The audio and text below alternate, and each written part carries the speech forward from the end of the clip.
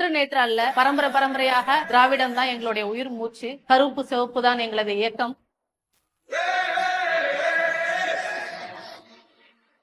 சரிசமமா ஆண் பெண் வேறுபாடு இல்லாம நம்மள சரிமுறையான மரியாதையோடையும் பாதுகாப்பையும் ஏற்று நடத்தணும். அந்த வகையில பார்க்கும்போது திராவிடத்துல நான் ஏங்குறத முதல்ல பாதுகாப்பா நான் நினைக்கிறேன். நேத்திக்கும் இன்னைக்கும் கட்சியில குதிச்சவங்க எல்லாம் யாருமே பல விஷயங்களை போய் இறந்த பிறகு கூட போய் பார்க்க மாட்டேங்கிறாங்க. இங்க பொறுத்த வரைக்கும் எங்களுடைய தலைவர்ல இருந்து அடிமட்ட தொண்டை வரைக்குமே சரி, ஒரு இடத்துலயும் எப்படி நம்ம மக்கள் பாதிக்கப்படுறாங்க, என்னென்ன நலத்திட்டங்கள் அவங்களுக்கு போறதை தாண்டி எந்தெந்த விஷயங்கள்லாம் பாதிக்கப்படுறாங்கன்றதை எடுத்து உரைக்கிறதுக்கு தான் நாங்க ஒவ்வொருத்தரும் நிர்வாகிகளா அங்க இருக்கிறோம். அண்ணன் ஒரு தொகுதிக்குள்ளார போய் அங்க இருக்கிற நிலைமை ரொம்ப சாக்கடை இதுமா இருந்த ஒரு இடத்துல போய் நின்னு பெண்களுக்கு இங்க ஒரு சானிட்டரி நாப்கின் கொண்டு கிடைக்காத ஒரு இடத்துல நின்னு பெண்மையோட பிரச்சனையா நின்னு அந்த இடத்துல இலவச சானிட்டரி நாப்கின் வரைக்கும் கொடுத்தது எங்க அண்ணன் தான். அப்போ ஒரு இடத்துக்கு நேரா போனா மட்டும்தான் நம்ம ஒரு விஷயம் நடக்கணும்னு நினைக்கிறது மட்டும்தான் எங்க உதய அண்ணன். அப்படிதான் எங்க திராவிடம் எங்களை வளர்த்திருக்கு. எங்க கலைஞர் ஐயாவும் அப்படிதான் எங்க ஸ்டாலின் ஐயாவை வளர்த்தாங்க. எங்க ஸ்டாலின் ஐயாவும் எனக்கு அப்படி ஒரு உதய அண்ணா தான் எங்களுக்கு கொடுத்திருக்காங்க. தலைவன் எப்படி இருக்கணும்ன்றதுக்கு ஒரு முன் உதாரணம். அண்ணன் துணை முதலமைச்சர் ஒரு பயத்தோட பார்க்காம சகஜமா உட்கார்ந்து ஒரு